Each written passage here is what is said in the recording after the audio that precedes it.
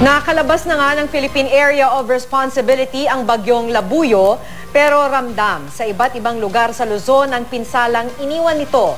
3 bayan sa Zambales ang napuruhan sa pananalasa ng bagyo kahapon. Nasa state of calamity na ngayon ang bayan ng Masinloc.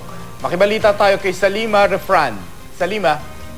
Mark, kumpara nga raw kahapon ay sa mga residente, mas mabuti na ang panahon. Pero pabugso-bugso pa rin yung malakas na ulan dito nga sa Zambales.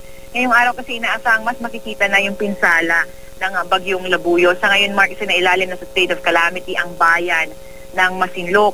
Matinding pinsala kasi tinamo ng mga barangay ng Kulyat, Santa Rita at Tapuac. Karamihan daw sa mga bahay na gawa sa kahoy at plywood, inanod ng tubig kahapon. Halos 4,000 individual ang nanunuluyan ngayon sa iba't ibang evacuation centers sa bayan. Bukod kasi sa mga ulang dala ng bagyong Labuyo, nag-high tide din kahapon dahilan para umapaw ang mga ilog.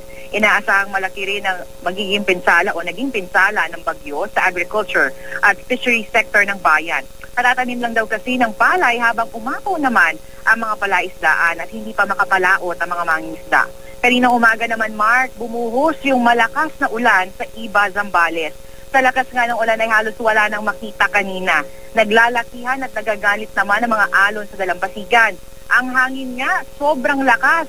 Sa lakas ito, tinangayang ilang plastic na upuan at mesa. Malakas din ang hangin sa dagat, kaya naman nakataas ang gale warning. Pinagbabawalan pa rin ang mga mangingisda na pumalaot dahil bukod nga sa hangin, malakas din ang ulan sa West Philippine Sea. At yan ang latest mula dito sa Zambales. Mark?